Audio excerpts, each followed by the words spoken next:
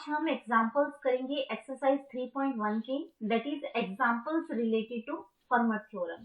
तो सबसे पहले एग्जांपल दिया हुआ है verify Fermat theorem for the following. आपको क्या करना है, फर्मेट थ्योरम वेरीफाई करनी है। इसमें क्या दिया हुआ है, ए की वैल्यू 8 दे दी और पी की वैल्यू कितनी दे दी है, 3।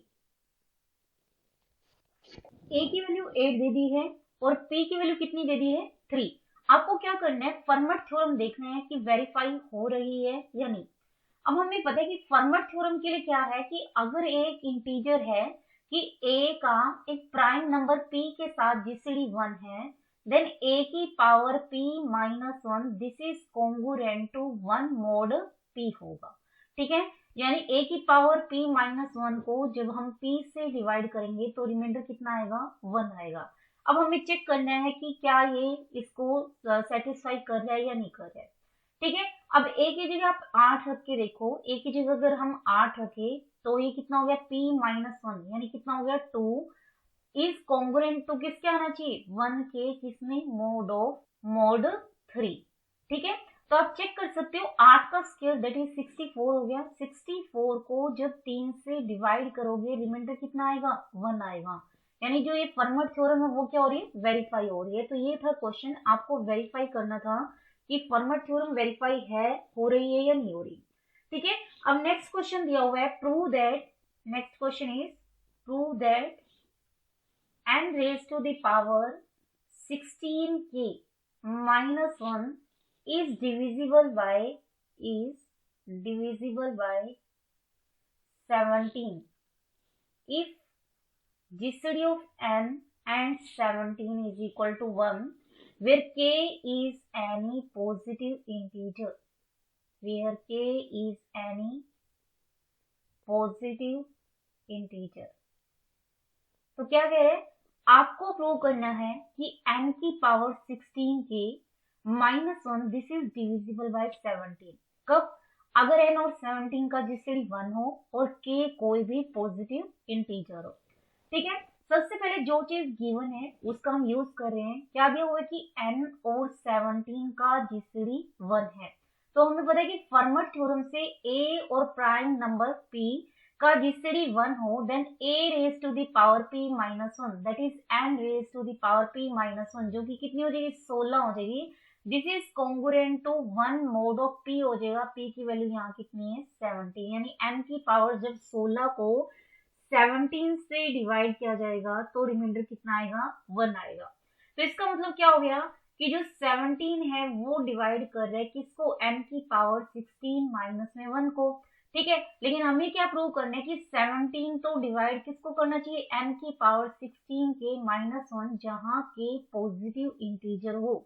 ठीक है, अब आप इसका एक्सपेंशन खोलो, n की पावर 16 के माइनस 1, इसका एक्सपेंशन हमें पता है this is equal to n की पावर 16 और इसकी पावर k लिख सकते हैं, माइनस में 1 की पावर k हो गया है। ठीक है, अब a की पावर k माइनस 1 की पावर k का एक्सपेंशन हमें पता है this is equal to a minus 1 that is n raise to the power 16 माइनस में 1 हो गया है, इनटू में क्या हो जाएगा, n raise to the power 16 की पावर कितनी हो जाएगी, k माइनस में 1 हो जाएगी। Then n raise to the power 16 की पावर कितनी हो जाएगी, k minus 2। Then n raise to the power 16 की पावर कितनी हो गई, k minus 3 and so last में कितना बचेगा, 1 हो जाएगा। ठीक है, अब k क्या दिया हुआ है, पॉजिटिव इंटीजर दिया हुआ है, तो इसका मतलब ये सारे के सारे टर्म्स क्या बच जाएंगी, इंटीजर। क्योंकि अगर सपोज k नेगेटिव हो जाए तो नेगेटिव माइनस 1 नेगेटिव हो जाएगा, तो यानी n 1 बाय में n की पावर 16 बन जाएगा जो कि क्या आएगा, फ्रैक्शन आएगा। इसलिए हम सिर्फ इंटीजर्स के साथ डील कर रहे हैं। तो k पॉजिटिव इंटीजर है, इसका मेन मोटिव इसलिए है ताकि जो ये टर्म बची है वो क्या हो जाए, कि इंटीजर हो जाएगी। ठीक है, अब हमें एक रिजल्ट पता है कि अगर a b को डिवाइड करे तो a b के इंटीग्रल मल्टीपल को डिवाइड करेगा। यहाँ के इंटीजर होना चाहिए, हमने देखा था कि अगर ये फ्रैक्शनल हो तो कोई गारंटी नहीं कि a b k को डिवाइड करेगा, लेकिन अगर k इंटीजर है तो a b को डिवाइड करे तो a b k को भी डिवाइड करेगा। ठीक है, अब 17 डिवाइड कर रहे किसको, n raise to the power 16 minus 1 को, तो ये क्या है, इंटीजर है। तो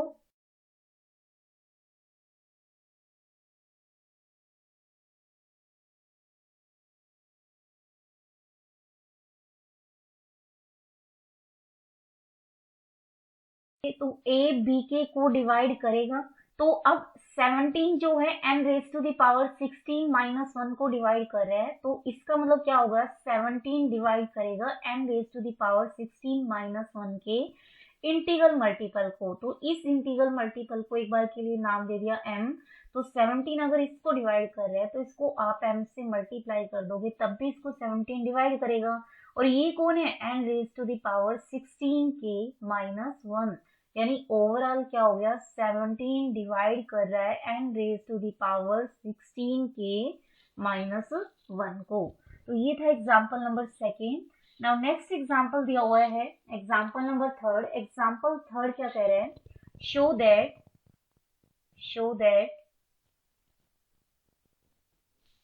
5 raise to the power 10 minus 3 raised to the power 10 is divisible by 11, is divisible by 11। ठीक है, अब हमें यहाँ पावर दोनों में कितनी दिख रही है, 10 दिख रही है, तो यानी 11 माइनस 1 दिख रहा है, दैट इज p माइनस 1 दिख रहा है। ठीक है, और 5 का 11 के साथ जीसीडी भी 1 है और 3 का 11 के साथ जीसीडी भी 1 है, तो हम फर्मट थ्योरम यूज कर सकते हैं। क्या कहते हैं कि फर्मट थ्योरम कहते हैं कि अगर a और एक प्राइम नंबर दैट इज यहाँ 11 है उसका जीसीडी 1 हो तो a raise to the power p minus 1 that is 5 raise to the power p minus 1, यानी 11 minus 1 10। This is congruent to 1 mod of 11। सही है। Same 3 raised to the power 10, this is also congruent to 1 mod 11, ये भी फर्मट theorem से होगा। ठीक है, अब हमें ये पता है कि दो कॉन्ग्रुएंस को हम ऐड कर सकते हैं, सब्ट्रैक्ट कर सकते हैं, मल्टीप्लाई कर सकते हैं। हमें इन दोनों का क्या चाहिए, सब्ट्रैक्शन, तो हम दोनों कॉन्ग्रुएंस को सब्ट्रैक्ट कर सकते हैं। तो 5 raised to the power 10 minus 3 raised to the power 10, this is congruent to 0 mod 11 आ गया। इसका मतलब क्या है कि 5 raise to the power 10 minus 3 raise to the power 10 को जब आप 11 से डिवाइड करोगे तो रिमाइंडर कितना आएगा, 0। रिमाइंडर 0 आने का मतलब 11 डिवाइड करेगा किसको, 5 रेज टू द पावर 10 माइनस में 3 रेज टू द पावर 10 को। ठीक है, इसका मतलब क्या हो गया कि 5 raise to the power 10 minus 3 raise to the power 10, this is divisible by 11। ठीक है, तो ये था थर्ड क्वेश्चन जिसमें हमने दिखाना था कि 5 raise to the power 10 minus 3 raise to the power 10, this is divisible by 11। अब नेक्स्ट क्वेश्चन है, नेक्स्ट क्वेश्चन क्या कह रहा है, question number 4, if a and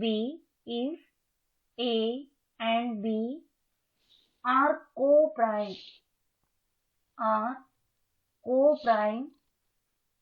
to the prime number p, then show that a raised to the power p minus 1 minus b raised to the power p minus 1, this is multiple of p। यानी कहने का मतलब क्या है, अगर a और b दो numbers हैं, दोनों ही प्राइम नंबर p के साथ को प्राइम है, तो कहते हैं कि दोनों की पावर p माइनस 1 कर दो और दोनों का सब्ट्रैक्शन ले लो, डिफरेंस ले लो, वो मल्टीपल ऑफ p होगा। मतलब ये जो डिफरेंस है this is divisible bye p होगा। जैसे पिछले क्वेश्चन में किया, पिछला केस इसका पर्टिकुलर केस ही था, यहाँ a की वैल्यू 5 थी, b की वैल्यू 3 थी और p की वैल्यू कितनी थी, 11 है। ठीक है, तो अब हमें ये पता है कि अगर a का p के साथ, p जहाँ प्राइम नंबर हो इसके साथ जीसीडी 1 हो, तो फर्मट थ्योरम से a की power p minus 1, this is congruent to 1 mod of क्या हो जाएगा, p हो जाएगा। ठीक है, same b raise to the power p minus 1, this is congruent to 1 mod p हो जाएगा, क्योंकि b का भी p के साथ जीसीडी कितना है, 1 है। फिर से दो कॉन्ग्रुएंस को हम सब्ट्रैक्ट कर सकते हैं, इसका मतलब a की पावर p माइनस 1 माइनस में b की power p minus 1, this is congruent to 0 mod of p आ गया है। ठीक है, इसका मतलब क्या हो गया कि p डिवाइड करेगा किसको, a raise to the power p minus 1 minus b raise to the power p minus 1। यही हमें प्रूव करना था। ये जो डिफरेंस है मल्टीपल आएगा p का, दैट इज p डिवाइड करेगा इस डिफरेंस को। ठीक है, अब नेक्स्ट क्वेश्चन दिया हुआ है। नेक्स्ट क्वेश्चन है, if p is a prime number, if p is a prime number, show that difference of the pth power of any two numbers exceeds the difference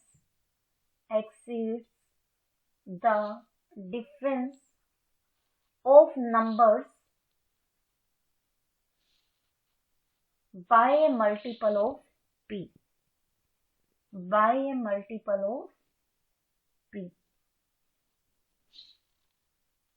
क्या कह रहे हैं, अगर p प्राइम नंबर है, कहते कि difference किसका, pth पावर का, of any two numbers exceed कर जाएगा किससे, difference of numbers by A multiple of b,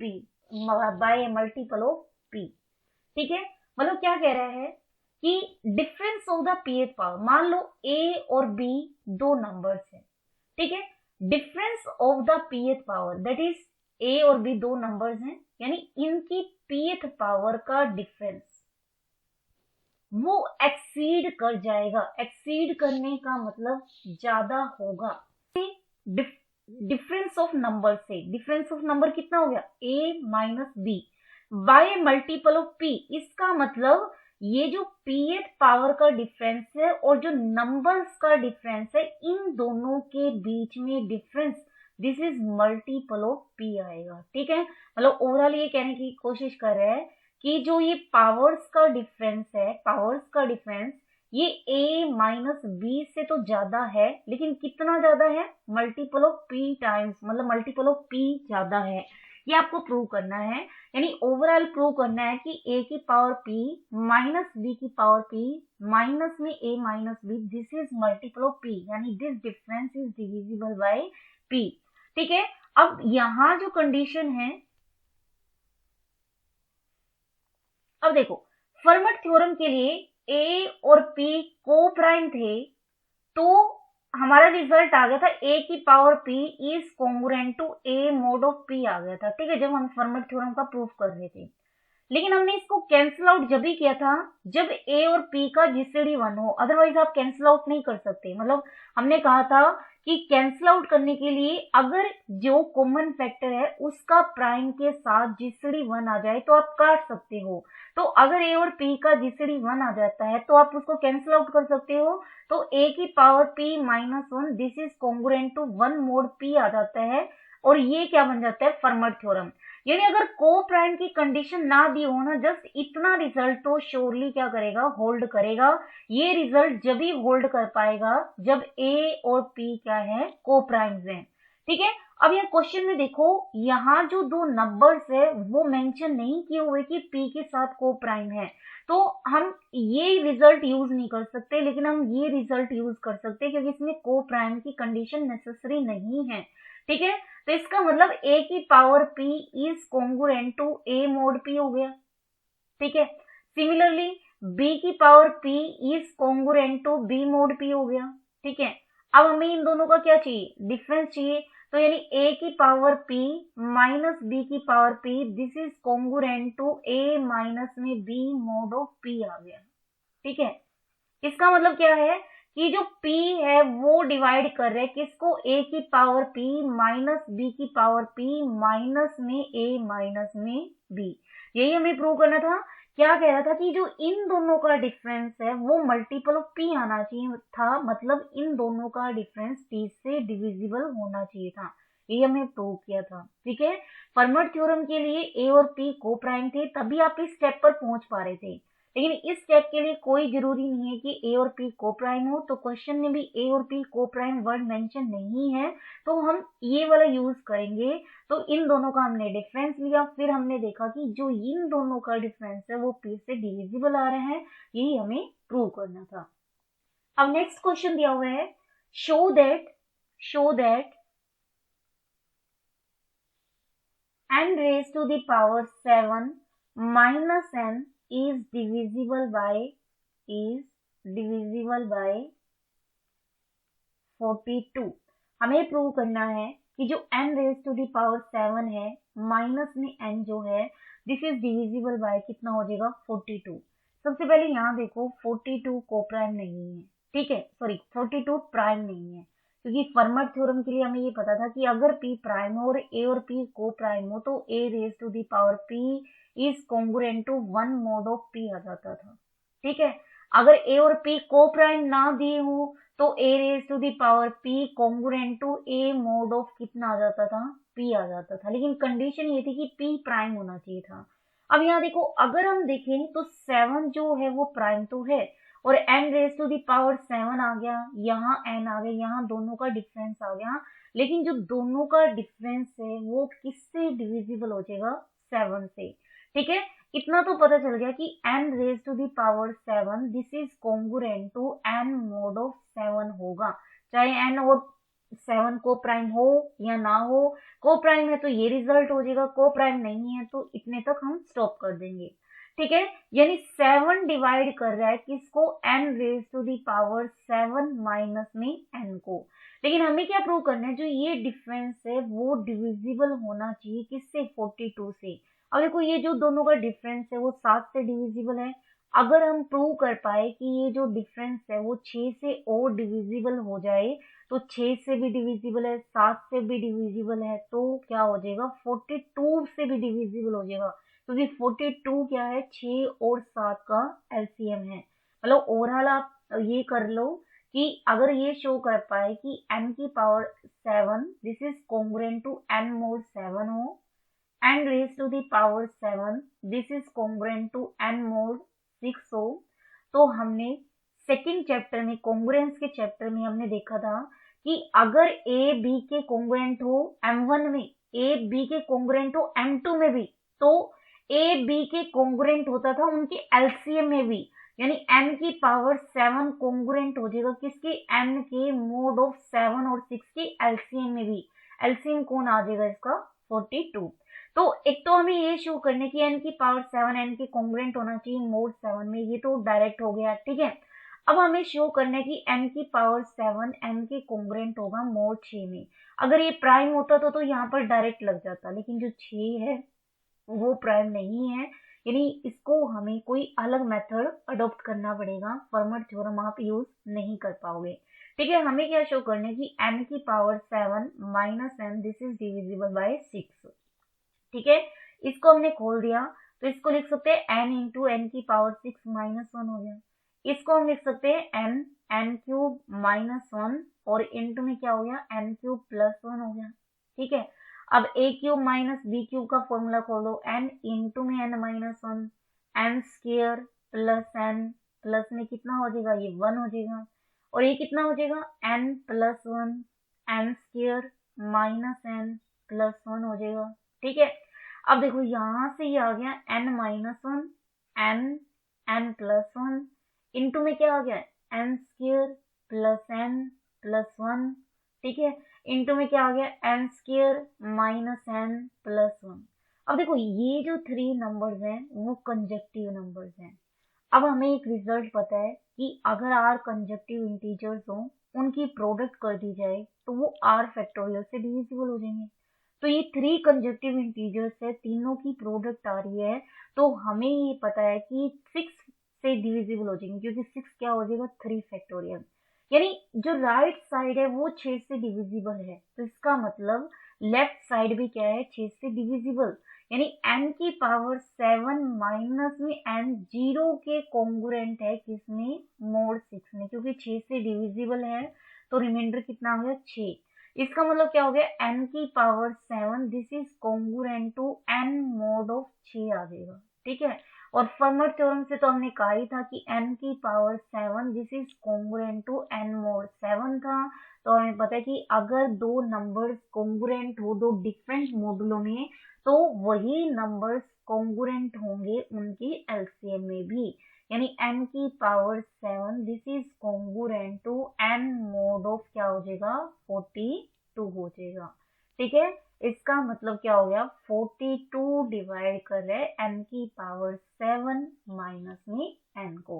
तो ये था हमारा एग्जाम्पल। अब नेक्स्ट एग्जाम्पल दिया हुआ है show that n raised to the power 16 minus a raised to the power 16 is divisible by 85 if n and a are co-prime to 85। ठीक है, अब देखो n जो है वो 85 के साथ क्या है को प्राइम, यानी दोनों का जिसड़ी 1। सेम a जो है 85 के साथ क्या है को प्राइम। अब 85 क्या फैक्टर करोगे तो 5 और 17 आएगा। इसका मतलब क्या हो जाएगा n का जिसड़ी 17 के साथ भी 1 आएगा और n का जिसड़ी 5 के साथ भी 1 आएगा। ठीक है, सेम a का जिसड़ी 17 के साथ भी 1 आएगा, a का जिसड़ी 5 के साथ भी कितना आएगा 1 आएगा। ठीक है, अब हमें ये दिख रहे हैं यहाँ 16 है, दैट इज p माइनस 1, जहां p की वैल्यू कितनी है 17 है। अब n और 17 को प्राइम्स हैं, ठीक है, तो 17 प्राइम है, तो फर्मर थ्योरम से n की power p minus 1 that is 16 this is congruent to 1 mod 17 आ जाएगा। ठीक है, same a raised to the power 16 this is congruent to 1 mod 17 आ जाएगा। दोनों का डिफरेंस ले लो तो n raised to the power 16 minus a raised to the power 16 this is congruent to 0 mod 17 आ जाएगा। सही है, अब 5 जो है वो भी प्राइम है और n और a क्या है 5 के साथ को प्राइम है, तो फिर से फर्मर थ्योरम लगा दी तो n raised to the power 4 this is congruent to 1 mod 5 आएगा। ठीक है, और a raised to the power 4 भी 1 के कॉन्ग्रुएंट आएगा किसमें mod 5 में। अब ये कितनी पावर है 4, हमें कहां तक पहुंचने 16 तक। हमने वो साइड क्या कर दिया स्क्वायर कर दिया। ठीक है, क्योंकि हम पढ़ चुके हैं कि अगर a b की कॉन्ग्रुएंट है mod m में तो a की पावर k जहां की नेचुरल नंबर है कॉन्ग्रुएंट होगा b की पावर k के। तो n की पावर इसका हमें क्या करना है 4 पावर लेनी है, स्क्वायर नहीं 4 पावर करनी है, तो ये कितना आ जाएगा 16 आ जाएगा। दिस इज कॉन्ग्रुएंट टू 1 की पावर 4 यानी 1 ही आ जाएगा mod 5। ठीक है, सेम यहाँ बोथ साइड 4 पावर्स और ले लो तो a की power 16 this is congruent to 1 mod 5 आ जाएगा। दोनों का डिफरेंस ले लो, इसका मतलब n की पावर 16 माइनस a की power 16 is congruent to 0 mod 5 आ जाएगा। ठीक है, अब हमें पता है कि दो कॉन्ग्रुएंस होल्ड कर रही है, सेम कॉन्ग्रुएंस होल्ड कर रही है डिफरेंट मॉडुलों में, तो वही कॉन्ग्रुएंस होल्ड करेगी उनके एलसीएम में भी। तो 5 और 17 का एलसीएम कितना है 85, यानी n की पावर 16 माइनस a की power 16 this is congruent to 0 mod of 17 हो जाएगा। यानी 17 डिवाइड करेगा, सॉरी यहाँ 70 नहीं 5 और 17 का एलसीएम दैट इज 85 हो जाएगा। तो इसका मतलब 85 जो है वो डिवाइड करेगा किसको n की पावर 16 माइनस a की पावर 16 को, यही हमें प्रूव करना था। ठीक है, अब नेक्स्ट क्वेश्चन दिया हुआ है प्रूव दैट 2 की power 48 this is congruent to 1 mod of 105। कहते हैं कि जब 2 की पावर 48 को आप 105 से डिवाइड करोगे तो रिमाइंडर कितना आएगा 1 आएगा। अब 105 जो है वो तो प्राइम नहीं है, ठीक है, लेकिन 105 को हम प्रोडक्ट ऑफ प्राइम तोड़ सकते हैं, फंडामेंटल थ्योरम जो कि हमने की थी। इसको हम लिख सकते हैं 7, 3, 5 इनकी प्रोडक्ट है। 7 भी प्राइम, 3 भी प्राइम और 5 भी प्राइम। अब पावर किसकी लेनी है? 2 की। 2 और 7 का जीसीडी भी 1 है, सही है। 2 और 3 का जीसीडी भी कितना है? 1 है, यानी को प्राइम है।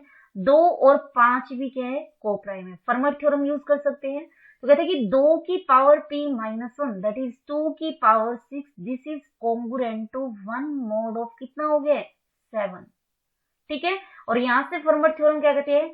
2 की पावर p-1, यहाँ p3 है तो दैट इज 2 की power 2 this is congruent to 1 mod of 3। ठीक है, और यहां से 2 की power 4 this is congruent to 1 mod of 5। ये आ गया। ठीक है, अब यहां से देखो 2 की पावर 6 है, हमें कहां तक जाना है? 48 तक। तो कितने की कमी और रह गई? अगर हम कितनी पावर और कर दे? 12 पावर और कर दे तो ये कितना बन जाएगा? 48 बन जाएगा। और ये 1 की पावर 12 1 आ जाएगा, mod ऑफ 7 आ गया।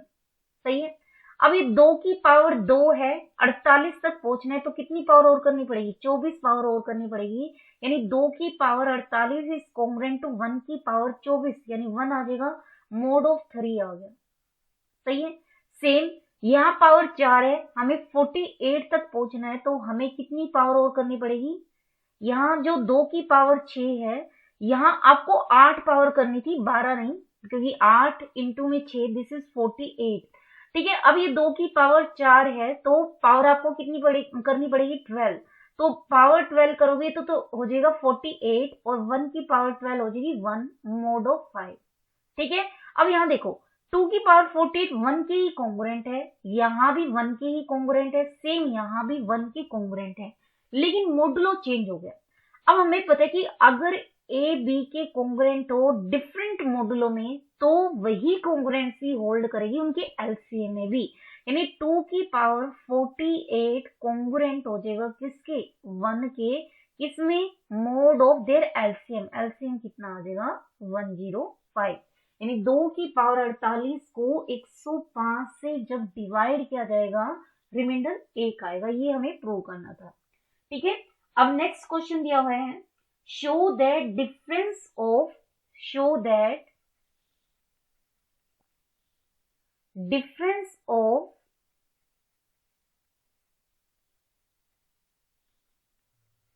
the squares of any two odd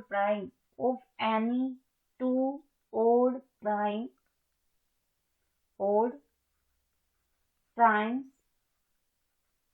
greater than 3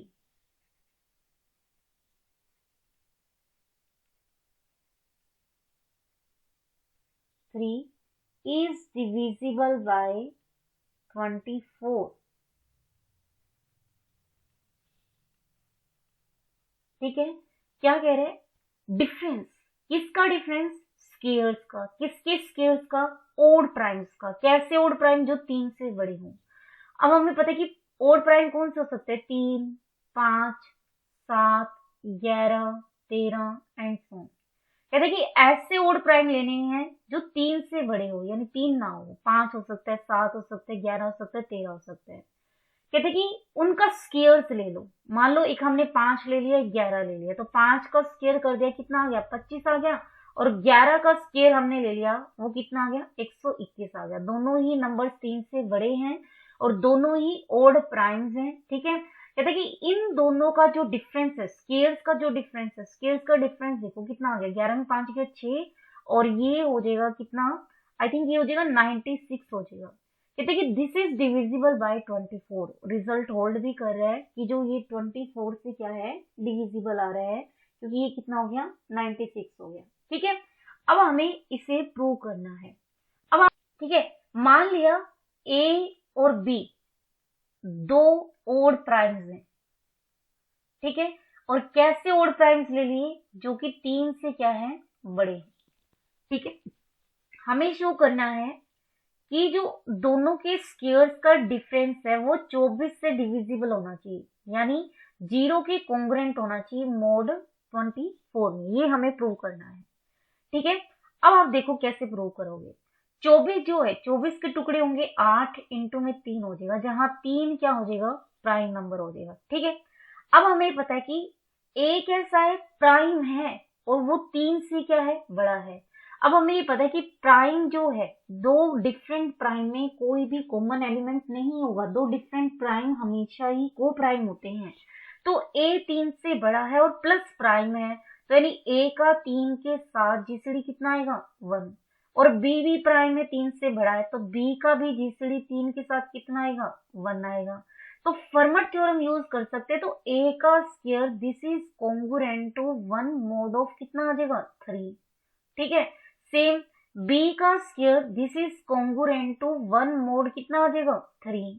तो दोनों का डिफरेंस ले लो, a स्क्वायर माइनस में b square this is congruent to 0 mod 3 आ जाएगा। यानी जो दोनों के स्क्वायर्स का डिफरेंस है वो 3 से डिविजिबल है। अगर हम शो कर दें कि ये 8 से और डिविजिबल है, तो 8 से भी डिविजिबल है, 3 से भी डिविजिबल है, तो उनके एलसीएम से भी डिविजिबल हो जाएगा, दैट इज 24 से डिविजिबल हो जाएगा। ठीक है, अब हम फर्स्ट एक्सरसाइज में सेकंड एक्सरसाइज में देख चुके हैं कि कोई भी ओड नंबर हो उसका जो स्क्वायर है ओड नंबर का स्क्वायर वो 8 के +1 टाइप होता है। ठीक है, याद हो हमने किया था डिफरेंट मेथड से किया था। एक्स मान लो कोई भी ओड नंबर है, ठीक है, इसका जब आप स्क्वायर करते हो स्क्वायर आ जाएगा 4 के स्क्वायर प्लस 4 के +1 आ जाएगा। ठीक है, 4 कॉमन आ जाएगा, 4 के +1 हो गया +1 हो जाएगा। ठीक है, अब के +1 जो है दो कंजक्टिव इंटीजर्स हैं, तो दो conjunctive integer that is this is divisible bye 2, यानी 2 डिवाइड करेगा k इंटू के +1 को। ठीक है, यानी k into k +1 this is equal to 2 times of some integer by definition of divisibility. तो x square this is equal to कितना हो जाएगा 8c +1। तो यानी हमें ये पता है कि x स्क्वायर x कोई ओड नंबर हो तो उसका स्क्वायर 8 के +1 टाइप होता है, यानी जब उसको आप 8 से डिवाइड करोगे रिमाइंडर कितना आएगा 1। यानी हम लिख सकते हैं a कैसा है ओड नंबर ही है, प्राइम है लेकिन ओड तो है ही। तो a स्क्वायर को भी जब आप 8 से डिवाइड करोगे तो रिमाइंडर कितना आ जाएगा 1, क्योंकि कोई भी ओड नंबर है उसका स्क्वायर 8 के +1 है, यानी मोड 8 में ये तो 0 का काम करेगा और ये हो जाएगा 1, यानी उसका स्क्वायर 1 के कॉन्ग्रुएंट आ जाएगा किसमें मोड 8 में। यानी किसी भी ओड नंबर को जब आप 8 से डिवाइड करोगे रिमाइंडर हमेशा 1 आएगा, उसके स्क्वायर्स को 8 से डिवाइड करोगे रिमाइंडर कितना आएगा 1। सेम b स्क्वायर भी कॉन्ग्रुएंट होगा किसके 1 मोड 8 के, क्योंकि b भी क्या है ओड है, दोनों को हमने डिफरेंस लेना है। तो a square minus b square this is congruent to 0 mod 8 आ गया। तो a square minus b square 0 के कॉन्ग्रुएंट है मोड 8 में भी और 3 में भी, तो इनके एलसीएम में भी 0 के कॉन्ग्रुएंट होगा, और एलसीएम कौन है 24, और 0 के कॉन्ग्रुएंट होने का मतलब 24 डिवाइड करेगा किसको a square minus b square को। नेक्स्ट क्वेश्चन दिया हुआ है, क्वेश्चन क्या कह रहा है, prove that square of every member is of the form 5k और 5k ±1 where k is a positive integer. मतलब कहता है कि कोई भी आप इंटीजर लो उसका आप स्क्वायर कर दो, या तो वो 5k फॉर्म का होगा या फिर वो 5k ±1 फॉर्म का होगा। मतलब जब उसके स्क्वायर को आप 5 से डिवाइड करोगे या तो रिमाइंडर 0 आएगा या +1 आएगा या -1 दैट इज 4 आएगा। ठीक है, मतलब इन तीनों के अलावा कोई और रिमाइंडर नहीं बच सकता, ये हमें निकालना है। ठीक है, इसका हमें प्रूव करना है। तो मान लो a कोई भी नंबर है कि इसका स्क्वायर कर दिया हमने, a स्क्वायर कर दिया। ठीक है, अब दो केस हो सकते हैं, या तो जो a है और 5 जो है, मतलब 5 जो है या तो a को डिवाइड करेगा या 5 a को डिवाइड नहीं करेगा। तो केस फर्स्ट हमने मान लिया कि 5 जो है वो a को डिवाइड नहीं कर रहा है। ठीक है, तो हमें पता है कि प्राइम जो है या तो एक नंबर को डिवाइड करेगा या फिर प्राइम का उस नंबर के साथ जीसीडी कितना आएगा 1 आएगा। ठीक है, तो अगर 5 जो है a को डिवाइड नहीं कर रहा है तो इसका मतलब 5 और a का जीसीडी कितना आ गया है 1 आ गया है। तो हम क्या यूज कर सकते हैं, फर्मेट थ्योरम यूज कर सकते हैं। तो फर्मेट थ्योरम क्या कहती है कि a की power 4 this is congruent to 1 mod 5 आएगी।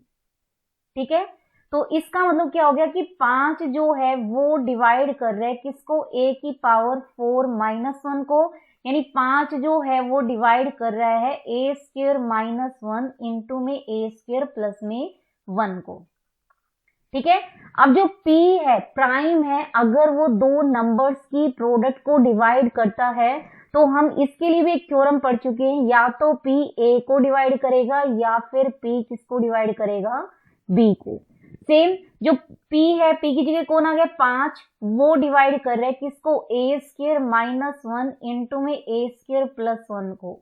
5 प्राइम है, इसका मतलब 5 या तो डिवाइड करेगा a स्क्वायर -1 को या फिर 5 जो है वो डिवाइड करेगा a स्क्वायर प्लस 1 को।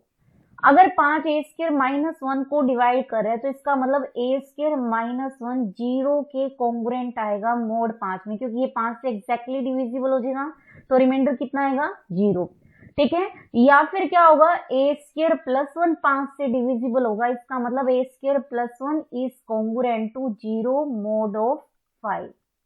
ठीक है, यानी क्या हो गया, a square is congruent to 1 mod 5, और इसका मतलब क्या हो गया, a square is congruent to -1 mod 5, यानी जो स्क्वायर है या तो वो रिमाइंडर 1 दे रहा है या रिमाइंडर क्या दे रहा है -1, दैट इज 4 रिमाइंडर दे रहा है।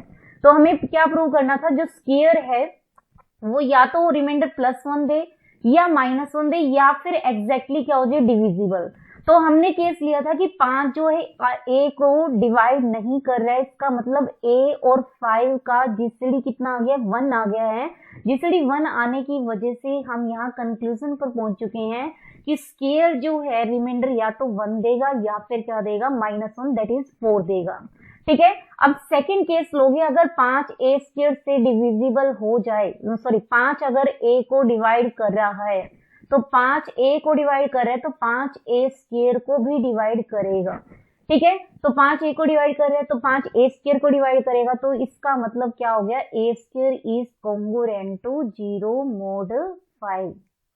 ठीक है, यानी कोई भी इंटीजर लो उसका स्क्वायर जब वो है या तो वो 5 से एग्जैक्टली डिविजिबल होगा या फिर रिमाइंडर +1 आएगा या रिमाइंडर क्या आएगा -1, दैट इज 4 आएगा। ठीक है, अब नेक्स्ट क्वेश्चन दिया हुआ है, क्वेश्चन क्या कह रहा है, if p is a prime number, अगर p एक प्राइम नंबर है, देन शो दैट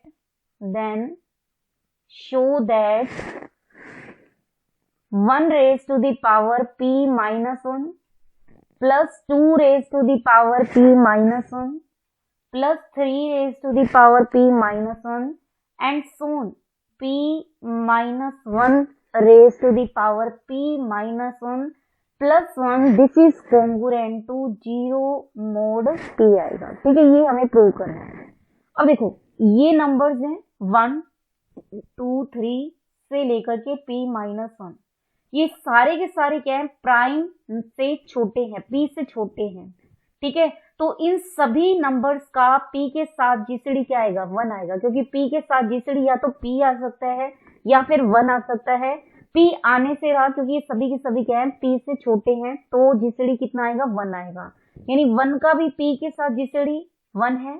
ठीक है, 2 का भी p के साथ जीसीडी 1 है, 3 का भी p के साथ जीसीडी कितना है, 1 है, और सेम p -1 का भी जीसीडी p के साथ कितना है, 1 है। ठीक है, तो हम फर्मेट थ्योरम लगा सकते हैं। फर्मेट थ्योरम क्या कहती है, 1 रेज टू दी पावर, अगर 1 और p का जीसीडी 1 और p का जीसीडी 1 है तो इसका मतलब क्या हो गया, 1 raise to the power p -1 this is congruent to 1 mod p आ गया। ठीक है, सेम 2 और p का जीसीडी 1 है, यानी 2 raise to the power p -1 this is congruent to 1 mod p आ जाएगा। ठीक है, same 3 raise to the power p -1 is congruent to 1 mod p हो जाएगा, and so on p -1 raise to the power p minus 1 this is congruent to 1 mod p आ जाएगा। ठीक है, अब आप इन सबको ऐड कर दो, तो इनको ऐड करेंगे तो 1 raise to the power p minus 1 plus 2 raise to the power p minus 1 plus 3 raise to the power p minus 1 and so on p minus 1 raise to the power p minus 1 this is congruent to 1 1 1 कितने times add होगा p minus 1, तो p minus 1 mod p। ठीक है, अब आप लोग सोचो कि p माइनस 1 mod p में यानी zp में किसके बराबर होगा, माइनस 1 के बराबर होगा। तो ये हम बहुत बार कर चुके हैं, जैसे 4 है mod 5 में किसका काम करता है, माइनस 1 का। 7 में mod 7 में z7 में 6 है, वो किसका काम करता है, माइनस 1 का। तो zp में p माइनस 1 किसका काम करेगा, माइनस 1 का, यानी this is congruent to minus 1 mod of p। ठीक है, अब आप क्या करो, इस माइनस 1 को इधर ले आओ तो ये प्लस 1 हो जाएगा और दिस इज कॉन्ग्रुएंट टू क्या हो जाएगा, 0 mod p। यही हमें प्रूव करना था। ठीक है, तो ये भी कुछ एग्जांपल्स एक्सरसाइज 2.1 के जो कि फर्मट थ्योरम से रिलेटेड थे। नेक्स्ट लेक्चर में हम विल्सन थ्योरम करेंगे और उनसे रिलेटेड कुछ क्वेश्चंस करेंगे। तो आज के लिए इतना ही। Thank you students.